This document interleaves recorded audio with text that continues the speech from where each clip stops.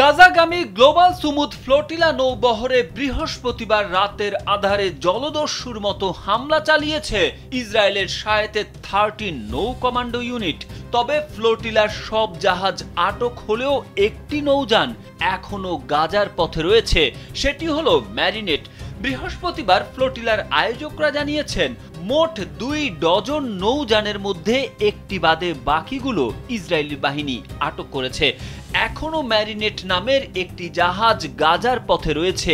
এই জাহাজগুলো প্রতীকীভাবে যুদ্ধ বিধ্বস্ত গাজায় সাহায্য পাঠানোর চেষ্টা করছিল। জীবন অবাক না করলে কে করবে? 28% মিল্ক ফ্যাটের অবাক করার সাথে ফ্রেশ মিল্ক পাউডার। জীবন অবাক করুক প্রতিদিন। পোল্যান্ডের পতাকাবাহী এই নৌযানে মোট 6 জন যাত্রী রয়েছেন। ফ্লোটিলার লাইভ ট্র্যাকার অনুযায়ী জাহাজটি বর্তমানে আন্তর্জাতিক জল সীমায় চলছে।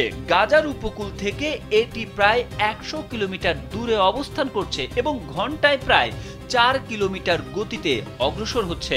সম্প্রতি ইঞ্জিনের ত্রুটি দেখা দিলেও সেটি মেরামত করা হয়েছে বলে জানানো হয়েছে। নৌযানটি এখনো স্টারলিংক সংযোগের মাধ্যমে যোগাযোগ রক্ষা করছে। ফ্লোটিলা কর্তৃপক্ষ জানিয়েছে বৃহস্পতিবার রাত 12টা পর্যন্ত নৌযানটির সরাসরি সম্প্রচার চালু ছিল। ম্যারিনেটের সর্বশেষ অবস্থার খবর পেতে ফ্লোটিলা আয়োজকরা নিয়মিত তথ্য দিচ্ছেন।